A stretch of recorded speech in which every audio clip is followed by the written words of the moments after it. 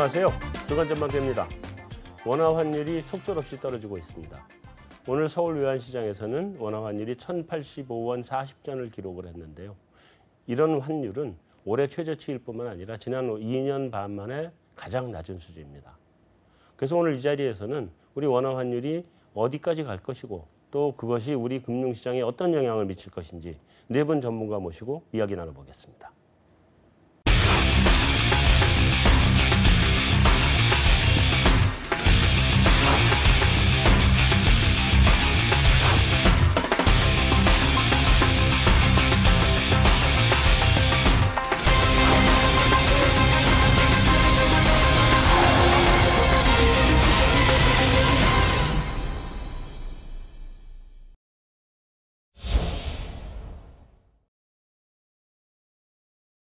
안녕하세요. 안녕하십니까. 안녕하십니까.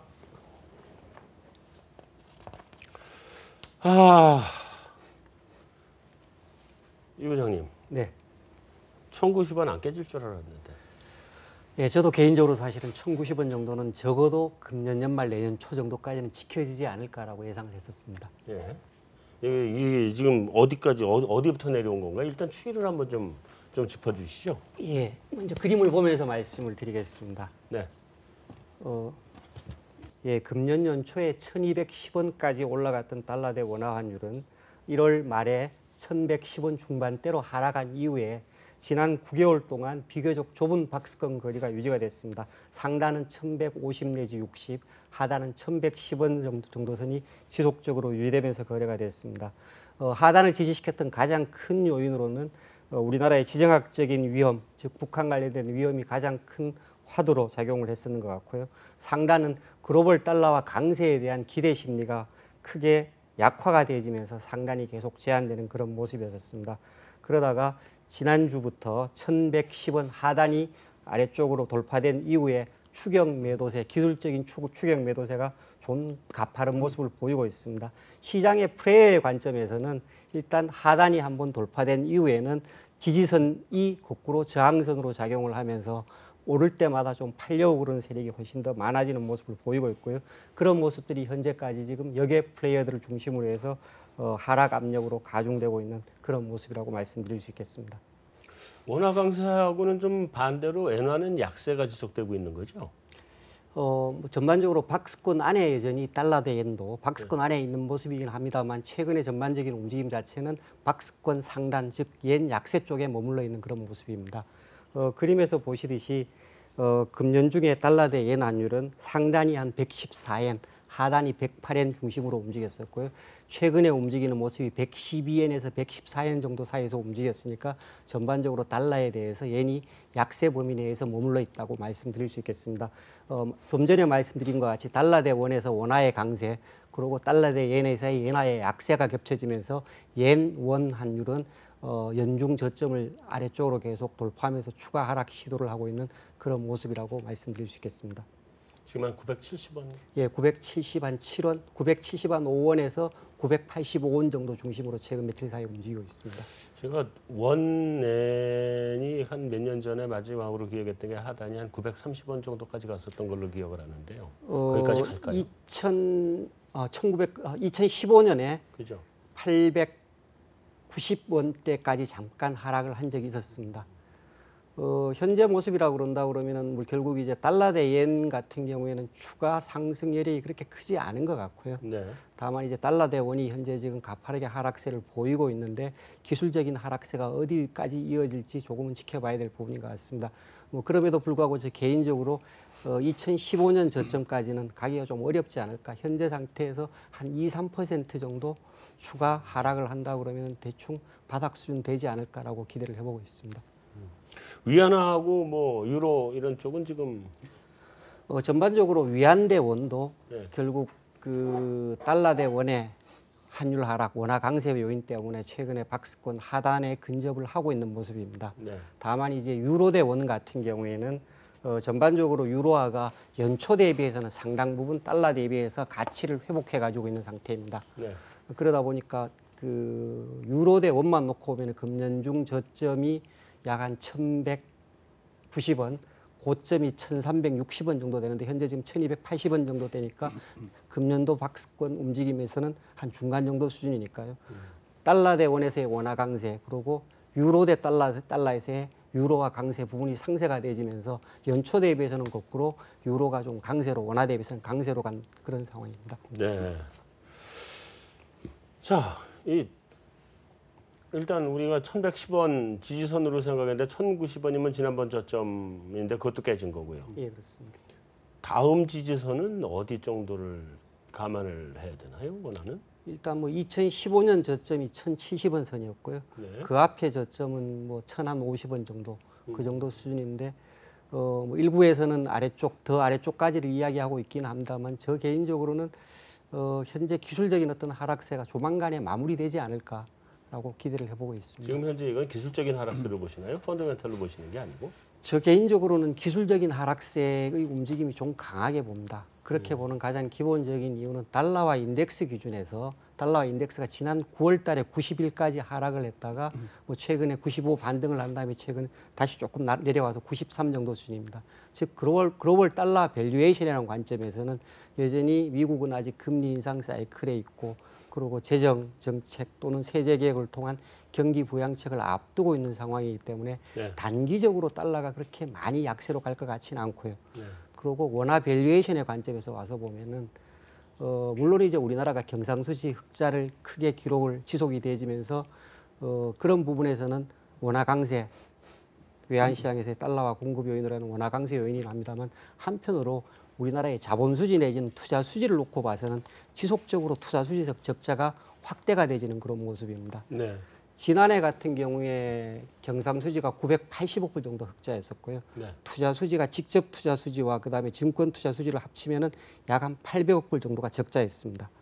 금년도 9월까지 숫자를 보면은 경상수지가 617억 불 흑자를 보인 걸로 기록을 하는데 투자 수지, 직접 투자 수지하고 증권 투자 수지를 합치면은 약 한 590억 불 정도가 적자입니다. 양쪽이 거의 상쇄되는 거의 상쇄되는 수준이기 때문에 큰 그림에서 기본적인 어떤 외환 시장의 기본 수급의 바탕이라고 볼 수 있는 기초 수지라는 관점에서 놓고 보면은 거의 수급상으로 그렇게 원화 강세 요인이 많지는 않은 것 같습니다.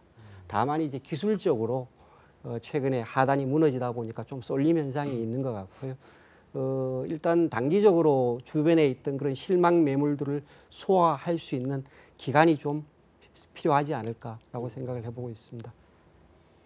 이 소장님, 우리 원화를 좀 그러니까 약세를 만들거나 하락 속도를 좀 저지할 수 있는 방법은 이제 두 가지인 것 같은데요. 하나는 이 외생적인 변수죠. 북한에서 대포를 한번 쏴주든지, 그것도 심각하게 쏴야 될 것 같습니다. 지난번보다 더 세게. 이건 요즘 최근 안 하고 있는 상태고, 그러니까 정부가 좀 개입을 해서 속도 조절을 해야 되는데 지금 개입 수준이 강도가 어느 정도나 되나요? 사실 지금 정부의 스탠스도 애매합니다. 지금 외환 당국이 시장에 이제 개입하는 것을 적극적으로 못하는 이유가 있습니다. 지난 10월에 미국가 이제 재무부의 이제 통화 이제 정책 보고서를 보게 되면 네. 미국은 이제 4월과 10월에 이제 각국의 이제 무역 상대국을 대상으로 해서 이제 환율 조작국을 지정하게 돼 있습니다. 네.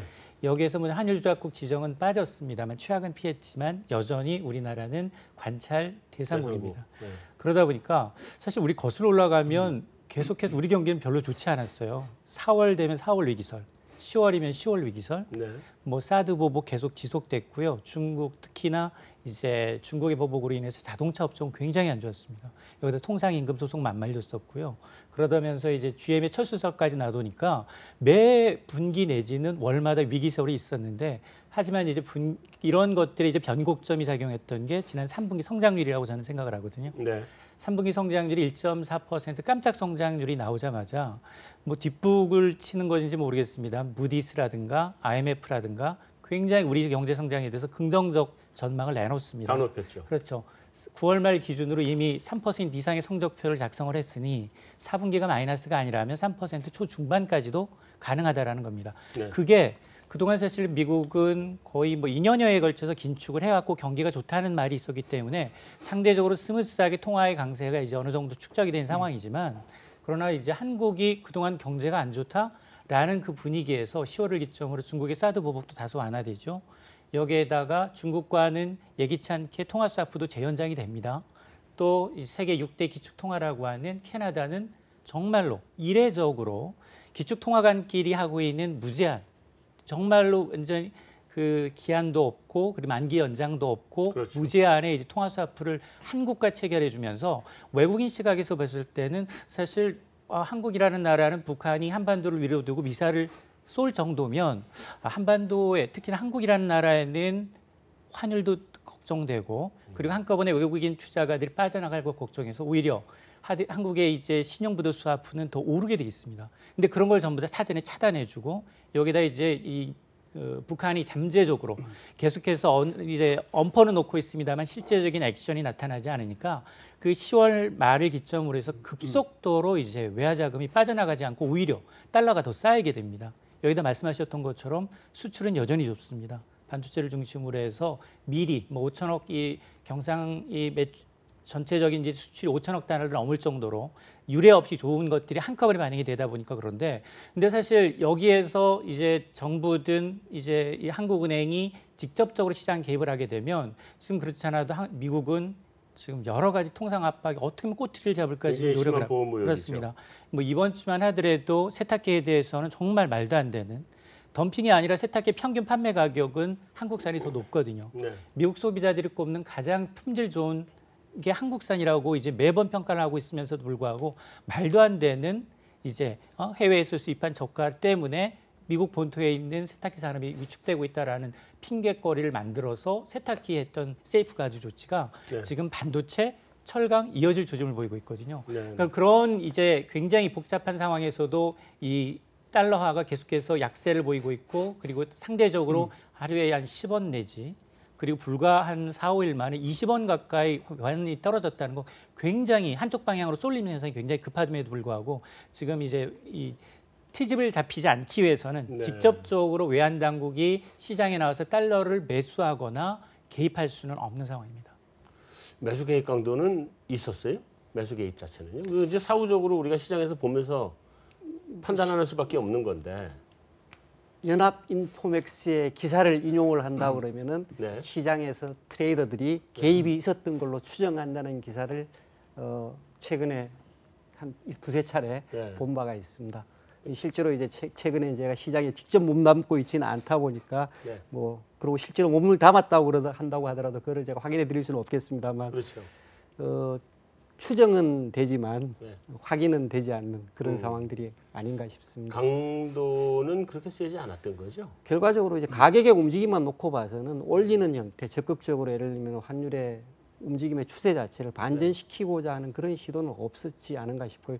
가격 움직임만 놓고 봐도 그렇습니다. 저점 대비해서 반등폭 자체가 일종의 굉장히 제한적이었다는 측면에서 보면은 서로 그 시장에 참여를 했다고 하더라도 정말 스무딩 오퍼레이션 정도 수준이었지 그 이상은 아니지 않을까라고 생각이 되집니다. 뭐 그럼에도 불구하고 어찌됐건 그런 형태의 어떤 액션들이 시장에 어떤 만약에 있었다고 한다 그러면은 가파른 어떤 원화 강세에 대한 기대 심리를 어느 정도는 완화시키고 그리고 시장의 수급상의 어떤 쏠림 현상들을 완화시키는 정도의 효과는 발휘하고 있지 않을까라고 생각을 해보고 있습니다.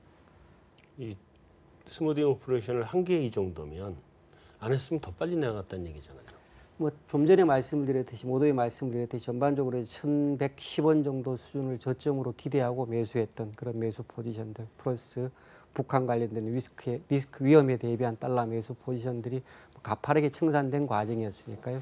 그런 부분들은 뭐 지속적으로 좀 하락 압력으로 작용을 하고 있고 또 이제 서로 다른 요인으로 해서 달러 대 원화 환율이 상승을 한다고 그러더라도 상승 속도를 크게 둔화시키거나 제한을 할 상승 레벨을 제한을 할 그런 요인으로 자리를 잡을 것 같습니다.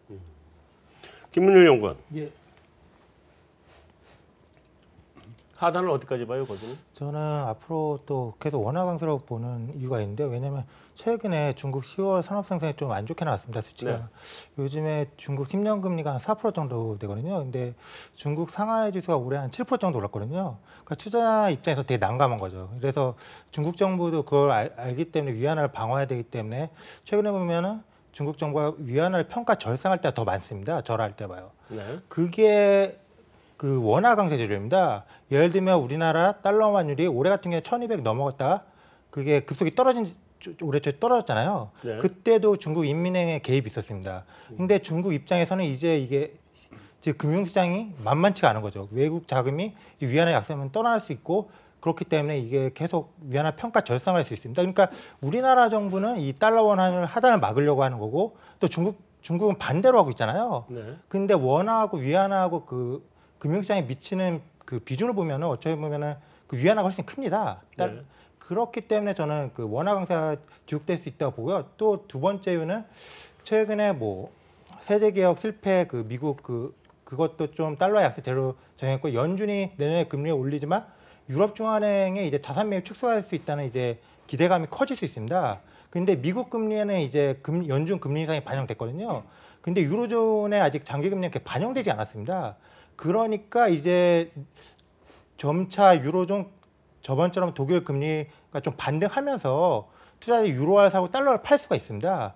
그렇기 때문에 그것도 달러 약세 제로가 되기 때문에 저는 원화 강세가 좀 내년 상반기나 좀 길게 진행될 걸로 보고 있습니다. 그래서 하단은 어디까지 열어놔야 돼? 제가 보고서 10월 27일 냈을 때를 1,050원으로 내년 4분기 평균을 했거든요. 근데 내년 1분기는 그때는 제가 냈을 때가 1,130원대였어요. 근데 먼저 다 떨어져 버렸어요. 예, 다 떨어져 버려서 이제 그러니까 내년 4분기를 1,050원을 봤는데 이제 한 1,020원 정도 낮춰야 되지 않나 평균은. 그럼 계속 내려간다? 예, 그렇게 보고 있습니다. 평균이 1,020원이라는 얘기는 1,000도 터치할 수 있다는 얘기인가요? 일시적으로 터치할 수는 있을 것 같습니다. 그게 뭐 그렇게 2004년도에 달러 대 원화 환율 저점이 1,010원, 1,008원 정도 있었습니다. 네. 그 당시의 시장 상황하고 지금 시장 상황을 비교를 해보면은 첫 번째는 기본 수급이라는 관점에서 놓고 보면은 그 당시에 2013년, 14년도, 13년도부터 우리나라 1년 경상흑자가 800억 불대로 올라섰습니다. 네. 그런데 투자 수지 적자는 2013년도가 제가 기억하는 한 250억 불 정도, 2014년도가 한 400 몇십억 불 정도 적자로 기억을 하는데요. 전반적으로 그런 기초 수지의 관점에서 보면 공급 우위가 상당히 강했었습니다. 그러면서 환율 하락 압력이 있었고 그리고 2013년부터 하락을 했던 게 2014년 중반에 전반적인 글로벌 달러와 약세하고 겹쳐지면서 1,000원 초반까지 하락을 한 적이 있습니다. 근데 지금 현재 상황 글로벌 달러 인덱스로 보면 그 당시에 달러와 인덱스가 한 78에서 81 사이 정도에서 움직였었거든요. 네. 현재 달러와 인덱스 움직임을 놓고 보면 한 93 많이 하락을 한다고 해도 지금 여기서 한 5%? 네. 뭐 적어도 이제 미국 금리 인상이나 최근의 통화 정책의 차별성이 여전히 존재하는 것을 전제로 한다 그러면은 뭐 완만한 형태의 어떤 달러와 약세가 글로벌 달러와 약세가 진행이 된다고 하더라도 그 당시에 비해서는 글로벌 달러가 여전히 좀 높은 수준이고요. 네. 그리고 국내적으로 들어와서 좀 전에 말씀드린 그런 수급적인 요인으로 놓고 보면은 그때와는 수급 요인이 공급 요인이 그렇게 크지 않은 점이 있다고 말씀을 드릴 수 있을 것 같고요. 거기에 더해서 그 당시 2013년, 2014년도에 비해서는 우리나라의 어떤 지정학적인 위험 이런 외부적인 요인들이 우리나라에 그렇게 우호적인 것 같지는 않습니다. 물론 미국과 우리나라의 어떤 통상 압력이라는 부분이 단기적으로 환율만 놓고 봤을 때는 원화 절상 요인으로 생각을 할 수도 있겠지만 장기적으로 놓고 봐서는 원화에 대해서 그렇게 우호적인 소재가 아닐 수도 있거든요. 네. 그래서 그런 등등의 요인을 놓고 봐서는 장기적으로 원화가 많이 강세로 갈 건가에 대해서는 저 개인적으로 좀 퀘스천 마크입니다. 특히 지난 10년 동안의 금융위기 이후에 달러 대 원화 환율의 변동 추이를 놓고 보면은 저점이 1,000원 정도 수준이었고요. 고점은 1,300원 정도 수준을 기록을 했습니다. 주로 많이 움직인 평균치가 1,100원 초반대 정도, 1,120원, 30원 정도 되는 것 같습니다. 뭐 그런 관점에서 놓고 보면 그 평균치에서 과연 그렇게 많이 이탈해서 원화가 강세로 갈 만한 여건인가에 대해서는 저 개인적으로 많이 퀘스천 마크입니다. 위안화를 말씀을 하시는데 위안화 같은 경우에는 사실은 2013년, 14년 같은 경우에 2013년 14년 1월 달 같은 경우에 1달러당 6.1위안까지 갔었습니다. 네. 그게 7위안까지 갔다가 지금 6.6위안, 6.5위안대로 지금 내려와 그렇죠. 있는 거거든요. 네. 그런 과거의 어떤 레코드를 감안했을 때 현재 어떤 원화 강세 기대는 좀 과하지 않을까라고 생각을 해보고 있습니다. 김상원 연구원. 예. 어쨌든 이제 미국 금리 인상하고 우리 금리 인상이 환율에 영향을 미치게 될 텐데 특히나 이제 미국이 훨씬 더 많이 미치겠죠. 제가 여태까지 본 바는 미국이 한 95%, 우리가 한 5%쯤 영향을 미치지 않나 싶긴 한데 미국 금리 인상 속도가 어떨 것 같아요? 지금 뭐 아시다시피 시장에서는 12월 인상을 거의 기정사실화하고 있고요. 근데 이제 그 부분은 뭐 지금 가격에 다 반영이 된 것 같습니다. 근데 이제 중요한 건 이제 내년인데요. 점도표상으로는 3번이 찍혀 있죠. 이제 보면 3번인데 현재 뭐 금리 선물이나 시장의 컨센은 2번이 좀 안 되는 정도로 지금 예상하고 있고요. 2번도 안 된다? 그 가장 큰 이유는 일단 그 여전히 이제 물가 상승이 기조적이냐에 대한 좀 의문점이 계속 있는 부분이 있고요. 그 다음에 이제 지금은 좀 이슈가 잠잠해졌지만 이제 그 연준이 자산 축소를 시작하고 있지 않습니까? 보면. 예전에 이제 연준에서도 자산 축소를 하게 되면은 금리 인상을 이제 그 좀 대체하는 효과가 있기 때문에 한 번 정도. 맞습니다. 그래서 그런 부분들도 좀 가만히 돼야 될 것 같고요. 그리고 뭐 지금 그 금리 인상에 대해서 사실 그 약간 그 효과에 대해서 계속 의문이 있죠. 이제 보면 금리를 올리면은 단기금리, 중기, 장기금리 다 같이 올라야 되는데 지금 아시다시피 그 단기금리가 오르고 장기금리가 그렇게 안 움직이지 않습니까? 그래서 이런 뭐 부분들을 종합적으로 봤을 때 지금 그 연준의 점도표보다는 시장은 훨씬 더 낮은 정도 확률을 보고 있는 것 같습니다. 이 소장님, 그게 그 이번 옐런 그 의장의 임기가 2월에 끝나고 이제 제롬 파월 의장이 들어올 텐데 제롬 파월은 더 비둘기라고 보는 거죠? 사실 그 미국의 이제 연준 총장이면 세계 경제 도통령이거든요. 그래서 사실은 그 물론 뭐 인사권자는 트럼프 대통령이긴 합니다. 그렇다 하더라도 굉장히 그 만기에 대해서 재연장되는 경우가 많아왔거든요. 그동안은. 그럼에도 불구하고 이번 제롬 파월 이사로 이제 차기 연준 의장을 지명한 데는 뭐 그만한 이유가 있다고 봅니다. 이 트럼프 대통령은 사실 지금 사상 최악의 평가를 받고 있거든요. 대내적으로, 대외적으로. 모든 뭐 돌출 행동부터 시작을 해서 뭐 여러 가지 경제 협력, 뭐 타의 국가와의 이해관계도 그렇게 좋지는 않은 거고, 그리고 내부적으로도 이 지금 허니문이 끝나서 뭔가 실적을 보여줘야 되는데 그다지 좋지는 않습니다. TPP 깼고요, 파리 기후협약 변화를 탈퇴했고요. 여기에다가 나프타와 그리고 이제 이 한미 자유 FTA를 이제 어떤 매개체로 해서 어떻게 표심을 좀 끌어모아야 되는데, 근데 나프타라는 건 3개국 이상의 모든 이제 이사국의 이제 개정된 안을 다시 이제 절차가 있기 때문에 그건 좀 어려워 보이고, 그러다 보니까 우리 쪽으로 좀 쏠린 경향이 있는데, 아마 지금 시장에 예상하고 있는 건 이제 상당히 지금 2015년 12월에 첫 번째로 금리를 인상했지만 금리 인상 속도가 굉장히 더디다는 겁니다. 예상보다. 그러면 앞서서 뭐 점도표상으로 3번 정도, 사실 앞서 지적을 하셨습니다만 뭐 환율이나 전체적인 흐름에 가장 이제 중요하게 이제 반영되는 지표가 미국의 통화 기준금리라면 아마 지금 미국의 기준금리가 1에서 1.25, 우리 상단하고 똑같습니다. 근데 우리가 다음 주 금통위에서 금리를 올리고 미국이 12월에 금리를 올리게 되면 여전히 상단은 똑같은 거거든요. 그럼 내년으로 넘어갈 수밖에 없는데, 미국이 만일 점도표상 3번을 한다면 저희는 한 적어도 2번 정도는 해줘야지 그 갭, 0.25%포인트 정도의 갭은 충분히 이제 뭐 IMF도 이제 권고했던 것처럼 여기서 한두 차례 더 기준금리를 한국이 인상한다 하더라도 크게 경제 성장에 미치는 타격은 크지 않다라고 얘기했던 것을 감안하게 되면 굉장히 그 스무스한, 그러니까 예상보다도 더 더딘 경제 성장세 플러스 금리 인상이 될 수밖에 없다라고 봅니다. 제가 그 아까 말씀드린 부분은 이제 시장에서 그냥 어떻게 보면 펀더멘털한 요소만 가지고 연준의 통화 정책을 생각하는 부분이고요. 뭐 하면 3번은 아니고 2번 좀 안 될 거다. 그리고 근데 이제 가장 변수가, 그 변수 중에 하나가 이제 말씀하신 것처럼 그 연준 인사가 바뀌지 않습니까? 근데 지금 지역 연방은행 총재들은 로테이션이 되는데, 지역 연방은행 총재들은 올해 뭐 대표적인 연준의 비둘기인 찰스 에반스나 빠지게 되고, 내년에 대표적인 매파인 로레타 메스터가 들어오게 되고요. 더 아시다시피 근데 트럼프 대통령 제가 봐서는 연준이 금리 올리고 내리는 것도 중요하지만, 시장은 관심이고 중요하지만 그분은 규제 완화가 제일 중요하죠 보면. 그래서 제롬 파월 이사가 사실 중립으로 평가받는 이유가 이분은 통화 정책을 전공한 분이 아니잖아요. 보면 법하신 분이고, 그래서 별로 성향이 안 드러났던 거죠. 근데 이제 이분이 의장이 되고 연준 가버너 중에 올해 트럼프 대통령이 금융감독 부의장이라는 자리를 신설해가지고 랜달 컬스라는 분을 앉히셔서 9월부터 지금 일하거든요. 네. 그리고 소위 이제 그 정통 이코노미스트 출신인 연준 가버너들이 옐런 의장 그만두죠. 그 스탠리 피셔 부의장 그만뒀죠. 옐런 의장 그냥 이사로는 남아 있는 거 아닌가요? 자기가 그만두겠다고 했어요. 그만두겠다고 얘기했는데. 네, 했고 스탠리 피셔 부의장 그만뒀죠. 그리고 연준의 넘버 3 뉴욕 연은 총재인 윌리엄 더들리도 자기 내년에 그만두겠다고 했습니다. 그러면 연준 가버너 중에서 소위 정통 이코노미스트 통화 정책을 한 분이 없게 돼요, 거의 보면은. 네. 그리고 가버너가 세 자리가 비게 됩니다, 이제 보면. 여기를 또 트럼프 대통령이 어떤 사람이 앉히느냐에 따라서 시장은 아마 3번 아니고 2번보다 좀 적을 거다 하는데 거기에 따라서 또 변동성이 생길 수 있을 것 같습니다.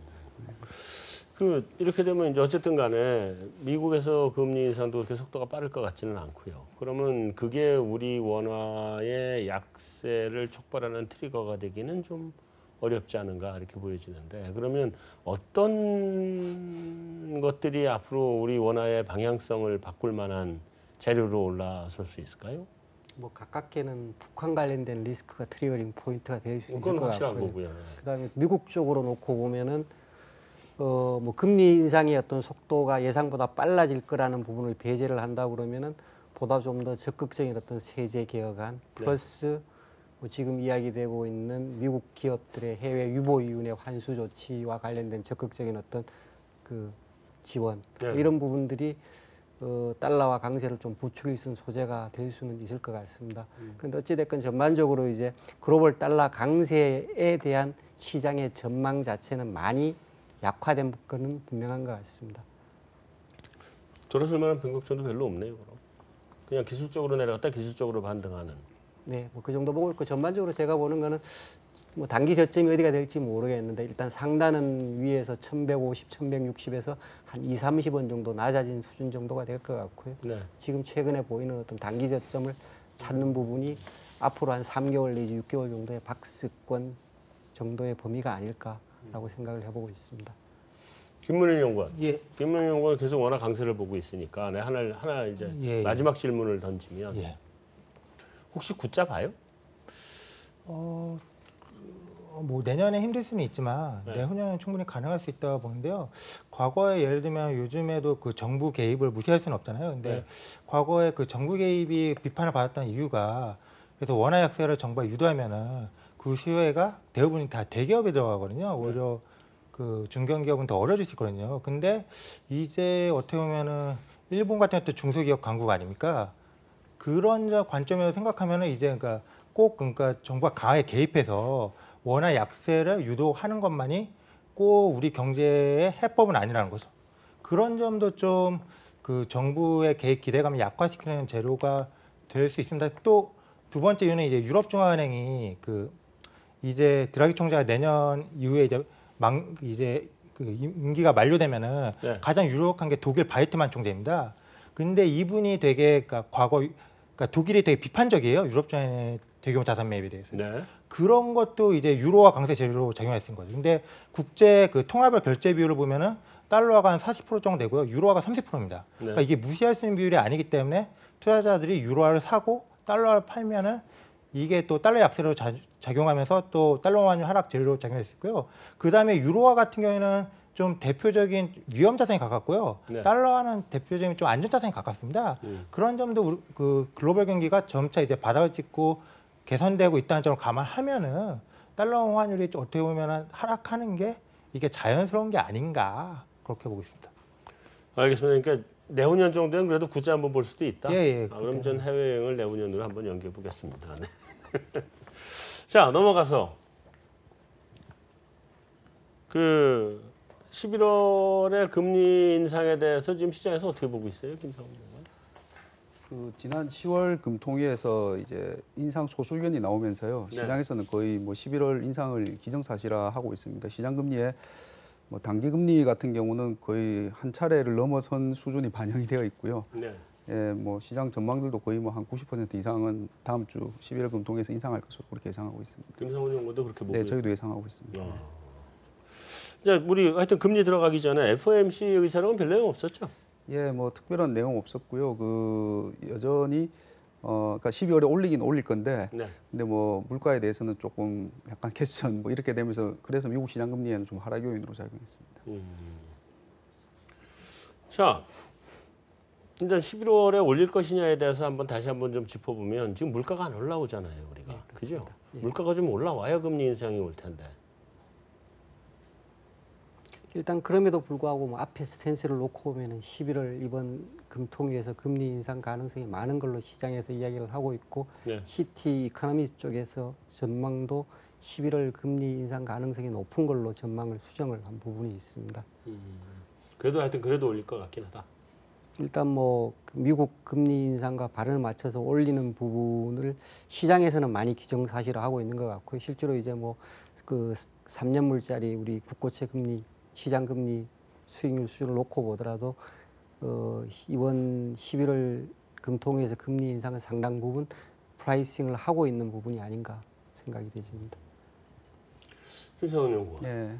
그 물가라고 하는 게 이제 국내에서의 물가 상승 압력은 여전히 낮은 상태고 요즘 이제 해외 요인으로 유가가 올라가서 이제 국내 물가가 좀 올라갈 것 같다는 네. 기대를 했는데 워낙 이렇게 떨어지면 이게 상쇄를 제 기억에 한 5대1 정도의 파급 영향이 원화 환율이 더 훨씬 컸던 거로 기억을 하거든요. 네.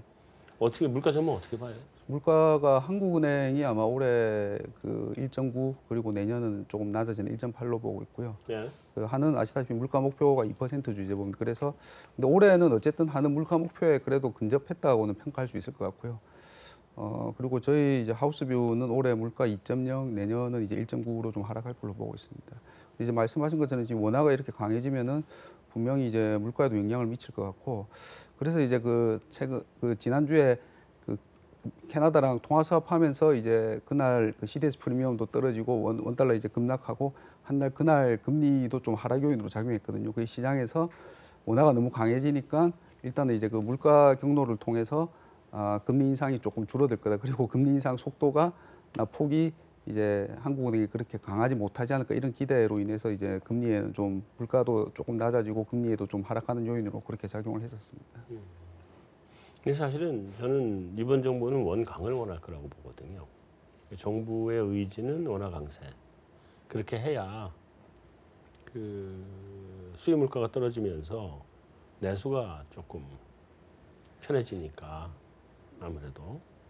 네, 그래서 아까 잠깐 말씀해 주셨지만 이제 뭐 정부가 당연히 공식적으로 그런 걸 안 밝히지만은 밝히지 않죠. 예, 정부의 그 정책 기조라는 거를 또 시장에서는 보지 않습니다. 그런데 지난 정부들이 이제 소위 그 원화 약세 아까 말씀하신 이제 대기업 수출이었다면 지금 정부는 이제 말씀하신 것처럼 그쪽이라고 우리는 공식적으로 안 하지만 시장 특히 해외에서도 뭐 그런 뷰들이 많아서 그 부분도 저는 이제 원화를 이렇게 좀 타단으로 하락 요인이 아닌가 예, 그렇게 보고. 이거 사실은 옛날에 MB 대통령 때 강만수 장관 내놓고 원화 약세를 부추겼고 그리고 기업들 가서 얘기할 때마다 이익의 반 이상은 내가 보태준 거라고 얘기하고 다녔었단 말이에요.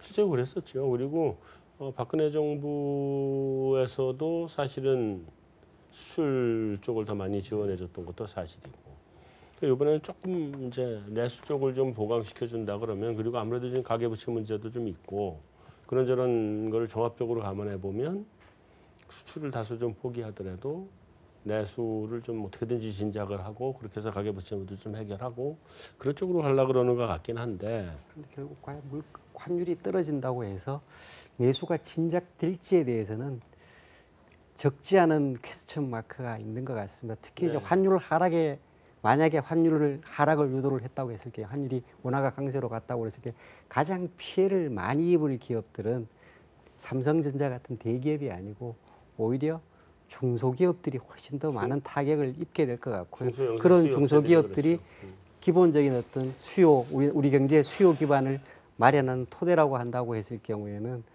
오히려 지금 말씀하신 논리 부분이 좀 저 개인적인 입장에서는 그 퀘스천 마크를 달고 싶은 그런 부분 중에 하나인 것 같습니다. 그렇게까지 그 기술적으로 들어가서 보지 않고요. 정책하시는 분들이 그냥 그렇게 안 볼 수도 있을 것 같습니다. 저는 하여튼 그렇습니다. 자, 그래서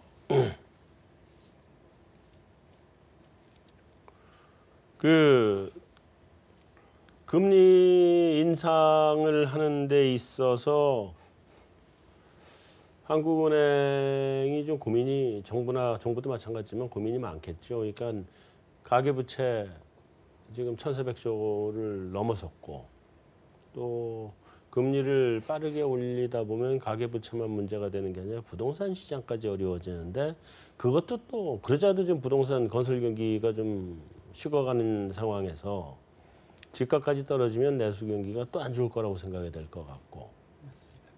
지금 사실 이주열 한은 총재는 지난 6월 금통위서부터 계속해서 금리 인상의 시그널을 줘왔습니다. 네. 근데 지금도 사실 늦었거든요.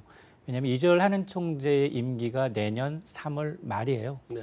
그러면 지금 통화정책을 펼 수 있는 자기 임기 내 통화정책을 펼 수 있는 게 11월 30일 그리고 1월 말밖에 없거든요. 네. 두 번에 있는데 정말 임기 직전에 자기가 올리고 가는 경우는 거의 드뭅니다. 그리고 지금 계속해서 이제 뭐 물가도 불안하고 그리고 이제 가계부채 문제 때문에 서로 통화와 이제 재정정책의 협력을 또 원하고 모든 게 이제 지금 이 가계부채 대책이 다 정부의 어떤 이 포커스가 맞춰져 있다 보니까 어쩌면 지금 이 한은 총재가 만일 이번 12월에 금리를 인상한다 하더라도 이게 이미 선반영이 돼 있거든요. 네. 은행들의 대출 금리는 이미 한 달여 만에 0.4%포인트나 올라와서 그 지금 뭐 문제가 되고 있습니다만 계속해서 예대 마진이 계속 커지고 있습니다. 네. 예대 마진이 2%가 넘어가던 시절이 많지가 않거든요. 근데 2.06% 은행에 계십니다만 그런 문제에 대해서 최종국 금융위원장도 분명히 지적을 했어요. 네. 너무 쉽게 땅 짚고 헤엄치지 말아라. 네. 이런 관행을 좀 바뀌어서 대출금리 올랐으면 그만큼 같이 예금금리도 올려서 상응하는 저기를 해야 되는데 아직 그게 안 되고 있다 보니까 아마 이제 금리를 한 단계 올린다는 건 별 그렇게 충격이 없는데 앞으로 스탠스를 어떻게 가져갈 거냐. 특히나 내년 경기에 대한 전망은 굉장히 불투명합니다. 지금 올해는 반도체가 반을 했어요. 반도체가 반을 했는데 내년에 지금 정부도 그렇고 뭐 IMF도 그렇고 3% 이상 하나는 2.9%밖에 제시를 못하고 있거든요.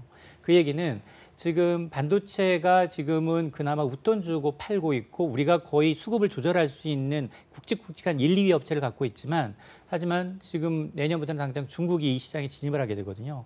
물론 수율이며 기술력에서 굉장히 딸리지만 그래도 중국 입장에서는 저가의 경우에는 반드시 자기 국가에 있는 자기 기간 산업으로 치고 보호하려고 할 거고 그걸 또 이제 이 삼성의 경우에는 굉장히 앞선 이제 원가로 인해서 누르기 위해서 굉장히 생산량을 늘릴 수밖에 없거든요. 그러다 보니까 반도체가 지금 꺾이거나 그리고 만일 지금 ITC 미국 무역위원회가 삼성전자와 이제 SK 하이닉스에 대해서 세이프가드 조치를 반도체까지 확산한다라고 한다면 내년에는 수출도 기댈 데가 없고요. 내수도 그닥 썩 좋지가 않다면 이건 굉장히 큰 문제입니다. 그러다 보니까 금리 인상 지금 뭐 예산안도 다 아시겠습니다. 지적하셨던 것처럼 내년에 SAOC 예산 없습니다. SAOC 예산이 뭐 도로 건설 짓는 건데 대부분 다 지방 위주예요. 수도권엔 거의 없습니다. 네. 그러다 보니까 지금 뭐 굉장히 거래 절벽 뭐 이러면서 부동산 경기로 인한 내수 활성화를 기대하기는 굉장히 어려워진 상황이고요. 그렇다고 해서 가계가 이제 지금 쓸 여력이 있느냐. 지금 금리 당장 올리라고 하는데 이미 금리 0.5% 올렸고 한 단계 더 올리면 그만큼 또 올릴 거고요. 내년에 한 번 더 오르면 1%포인트가 오른다는 겁니다. 가계부채가 1,400조를 하면 단순히 계산해도 추가로 이자 부담해야 되는 게 14조 원이에요, 연간.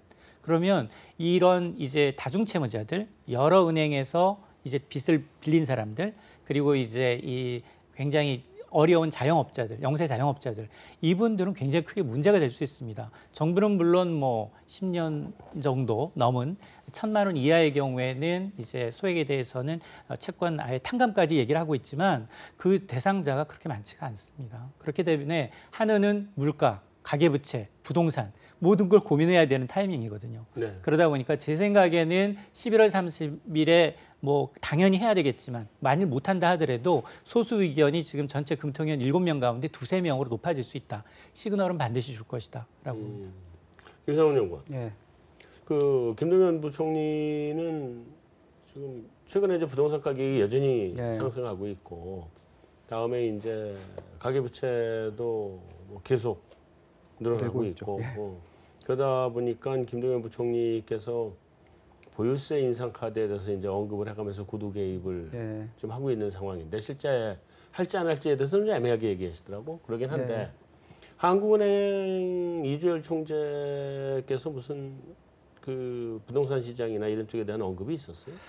특별히 없었던 걸로 알고 있고요. 근데 이제 그 한국은행이 이제 목표가 이제 아시다시피 인플레이션 타겟팅이고 네. 그거는 어떻게 보면 이제 그 거시 경제 안정으로 이제 연결이 되죠. 그런데 아시다시피 최근에는 이제 그 한국은행이 금융 안정을 많이 언급을 하고 있습니다. 이제 보면은 금통위에서. 근데 그 금융 안정이라는 게 뭐 가계부채일 수도 있고 또 한때는 지정학적 리스크였고 근데 이제 결국 뭐 가계부채나 이런 부분들이 다 그런 부동산하고 연결이 돼 있죠. 이제 보면. 근데 네. 그 금통위에서 이번에 의사록에서 이제 인상 쪽의 의견을 낸 분들의 얘기를 들어보면은 올렸을 때의 이제 리스크도 있지만 이제 모든 정책이라는 게 득과 실이 있지 않습니까? 그렇죠. 그래서 양쪽을 따져서 이제 어느 쪽이 더 크냐인데 지금의 이제 그 낮은 금리를 계속 지속을 하게 되면은 결국 금융 불균형이 생겨서 이게 향후에 또 다른 금융 이제 불안정 요인이 된다. 그렇죠. 그 말인즉슨 뭐 좀 쉽게 해석을 하자면은 제 생각에는 저금리를 유지하면은 자산 가격, 부동산 가격이 올라서 이게 결국 나중에 또 문제가 될 수 있다라는 그런 쪽이 아닌가 뭐 그렇게 보죠. 그러면 이제 금리는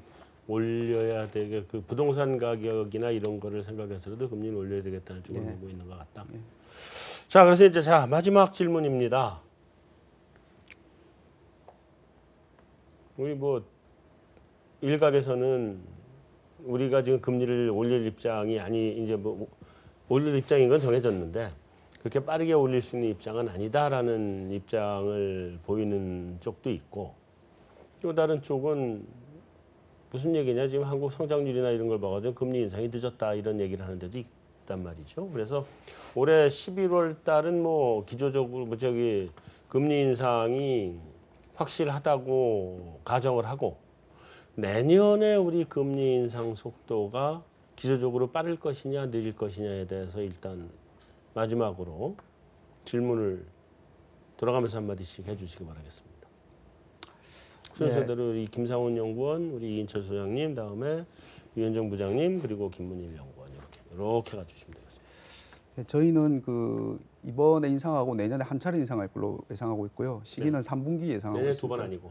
예, 한 번 보고 번. 있고요. 그 이유가 사실 약간 이것도 어떻게 보면 기술적인 이제 문제일 수 있는데 이제 뭐 원래 이제 경기 속도나 이런 걸로 보면은 이번에 4분기에 인상하고 정책 효과를 좀 지켜보고 그리고 이제 뭐 경기나 물가 개선이 기조적인지 하는 표현대로 확인한 후에 2분기에 다시 한번 할 수는 있었을 것 같습니다. 근데 그 공교롭게 2분기에 총재님이 이제 신임 총재님 총재죠. 오시게 되죠. 네. 오시게 되는데 그 4월 지금 금통위 그리고 날짜가 우리가 바뀌었지 않습니까? 네. 그래서 아마 올해랑 똑같이 되면은 3, 6, 9, 12월에는 금통위가 없게 될 가능성이 있거든요. 네. 그럼 4월에 새로 오셨는데 오시자마자 첫 달에 글쎄요 저는 아닌 것 같고요. 네. 그리고 두 번째 달에도 없고. 굳이 뭐 막 무슨 뭐 급박한 뭔가 생기면 모르겠는데 그러지 않으면 6월 지나게 되고 그리고 뭐 이슈가 많죠. 이제 4월에 아까 말씀하신 부동산 정책 뭐 2차 보유세가 이슈도 있을 수 있고 5월에 아마 이탈리아 총선이 또 이슈가 좀 될 수 있을 것 같고요. 네.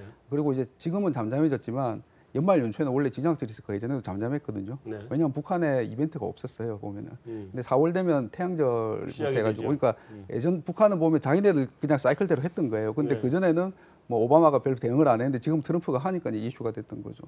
그런 이슈도 있고 6월에 FMC 아까 있고 그리고 6월에 우리 지방선거가 있죠. 이제 보면은 예. 그리고 6월 정도 되면은 대략 상반기 성장률 윤곽이 나오겠죠. 이제 보면.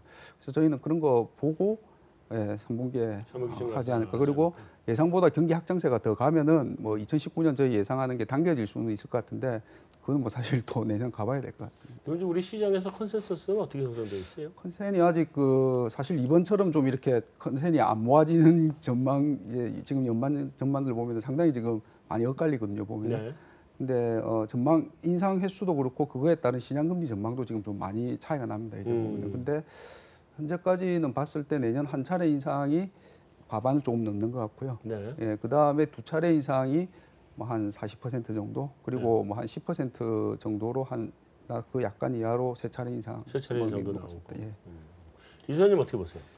일단 미국의 금리 인상 속도와 이제 4조 5천억 달러의 긴축을 어느 정도 속도로 가져가느냐에 따라 우리는 달라질 수 있다고 봅니다. 점도표 예상처럼 미국이 내년에 3번 정도 금리를 인상하게 되면 적어도 우리는 2번 정도는 따라가야 되는 형편이고 네. 만에 하나 그보다도 미국의 경기 회복 속도가 느려져서 2차례 정도 한다면 미국이 우리는 1차례 정도밖에 할 수 없는 상황이다. 지금 환율도 그렇고요. 환율도 앞서 이제 유 팀장님 말씀하셨습니다만 저는 기조적으로 원화가 강세로 지금은 뭐 초창기니까 굉장히 변동폭이 크지만 기조적인 강세가 나타날 타이밍은 아니다.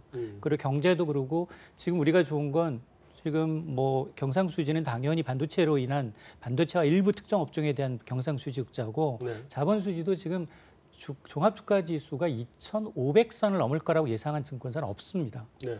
그리고 미국은 지금 글로벌 금융위기 9년째 지금 강세장이에요. 근데 저는 꺾일 수 있다라고 보거든요. 이를테면 자본수지도 그럼 우리는 내년에 좋지 않을 수도 있고 경상수지 역시 좋지 않을 수 있다. 그러면 기조적인 약세가 아니라 분명히 하반기쯤은 오히려 우리가 분기점이 돼서 올라갈 수 있기 때문에 오히려 저는 미국이 2번, 우리나라 한 번 정도에 그칠 개연성이 더 높지 않나 이렇게 봅니다. 의원님요. 좀 전에 말씀드렸듯이 뭐 금년 11월 한 차례 인상, 그리고 내년도에도 저희 김 연구원님 말씀하신 것 같이 한 차례 정도 추가 인상 예상을 하고 있습니다. 시기는요? 뭐 한 4, 4분기 정도 아닐까, 좀 늦춰잡지 더 않을까. 늦추고. 지난해 같은 금리를 내릴 때 보면은 2015년 6월 달에 한 차례 내렸었고요. 네. 굉장히 많이 뜸을 들였습니다. 그리고 2016년 6월 달에 또 한 번 내렸습니다. 그런 인터벌 같은 걸 예상을 한다 그러면 그렇게 빨리 의사결정 시점이 빠르진 않지 않을까. 그리고 금리 인상에 따라서 여러 가지 파생되는 그런 문제점들이 굉장히 고민스러운 상황들이기 때문에 좀 많이 늦춰잡지 않을까라고 예상을 해보고 있습니다. 근데 전 세계가 사실은 다 똑같은 상황이긴 합니다만, 뭐 미국도 마찬가지고 우리도 마찬가지지만 이 지금 현재 이 성장률, 그래서 이런 정도의 금리가 충분히 높다고 생각을 하세요? 금리가 높지 않죠. 근데 과거와 같은 우리가 교과서에 보면, 제가 학교 다닐 때 교과서에 보면 그런 통화정책상의 적정금리라는 개념은 지금은 이미 사라진 지 좀 오래인 것 같습니다. 네, 이 테일러가 연준 총재가 됐어야 지금 3.25%로 바로 올라갈 텐데 참 답이 안 나와요. 테일러가 그 총재가 됐다고 하더라도 그렇게는 못 가지 않을까. 지금 현재 분위기 자체는 뭐 그럴 수도 있죠. 그래도 조금은 더 매파하니까 싶긴 조금은 매파이. 예, 그 부분은. 김문일 연구원은 내년 금리 좀 어떻게 보세요? 예, 저는 미국이 3번 정도 올릴 수 있다고 보는데요. 뭐 지금 뭐 세제 인하 문제도 있고 또 달러가 1% 인덱스 1% 떨어지면 보통 S&P 기업 순이익이 2% 정도 늘어나거든요. 통계적으로. 그래서 미국도 뭐 유럽보다 오히려 저는 미국이 내년에 좋을 거라고 보고 있거든요. 네. 그래서 연준의 통화정책 정상화도 이루어질 거고 뭐 우리나라도 뭐 반도체 올해도 좋았지만 내년에도 이게 반도체를 어떻게 보면 원자재랑 움직임을 CRB 인덱스랑 같이 하거든요. 그래서 네. 달러 인덱스가 반대로 움직입니다. 그래서 내년에도 달러가 저희는 빠진다고 보기 때문에 뭐 반도체나 유가나 원자재나 같이 간다 보거든요. 그러면 성장률 자체가 3%를 뭐 소폭 넘거나 그렇기 때문에 금리도 그 수준에 돼야 되지 않나. 그래서 한인이 한 번 올리든 2번 올리든 뭐 시장 금리는 연준 따라서 우리나라 수출이나 뭐 그런 것도 환율 같은 경우에도 뭐 1,020원, 1,030원 밑으로만 안 가면 크게 수출 개면 문제는 없거든요. 네. 그런 점을 감안하면은 뭐 정상적으로 될 걸로 보고 있습니다. 좀 그래서 미국은 3번 갈 것 같고, 예, 우리나라는 뭐 한 번 올릴 수 있고 2번 올릴 수는 있지만 시장 금리는 이제 오른 쪽으로 그러니까 기준금리를 올리든 안 올리든 시장 실세 금리는 예. 따라갈 거다. 지금도 뭐 두 차례 인상을 반영하고 있지 않습니까? 네. 그런 상황이 지속될 거라고 보고 있습니다. 알겠습니다. 김상훈 연구원, 다음 주에 중요한 일정이 금통이죠. 교통이죠? 제일 중요한 게 그거고 다른 건 없나요? 뭐 다 지금 시장에 그러니까 그 뭐 채권 시장은 당연히 그렇고요. 외환 네. 시장도 지금 아까 말씀해 주신 것처럼 저도 일단 조금 기술적인 부분이 있고 다음 주 금통위에서 뭐 인상을 하더라도 만장일치냐 아니냐 그거에 따라서 당일 금리랑 또 저는 외환 시장에도 좀 영향을 미칠 것 같거든요. 이제 보면. 네. 그래서 대부분 지금 뭐 그것만 좀 바라보고 있지 김통일만 않을까 바라보고 싶습니다. 있다. 예. 잘 알겠습니다. 제가 실제로 시장에서 트레이딩하면서는 사실은 원화 금리가 달러 원 환율에 결정적으로 영향을 미친 경우는 거의 기억이 없습니다. 한 5%쯤 되나요? 거의 5%도 차 안 된다고 봐야죠. 오히려 비율로 보면. 반대로 움직이는 경우들이 많이 있었고, 맞죠. 특히 2015년도 그렇고 2016년도 그렇고 금리 인하 결정 이후에 거꾸로 환율은 하락, 원화가 강세로 간 부분이 있었거든요. 네. 그리고 실제로 이제 기술적으로 양쪽을 비교를 해보더라도 어떤 나름대로 의미 있는 그 상관관계를 찾기가 좀 힘든 상황이 돼 있었습니다. 잘 알겠습니다. 자, 메인 토크는 여기서 마무리하고 외신 인사이드로 넘어가겠습니다.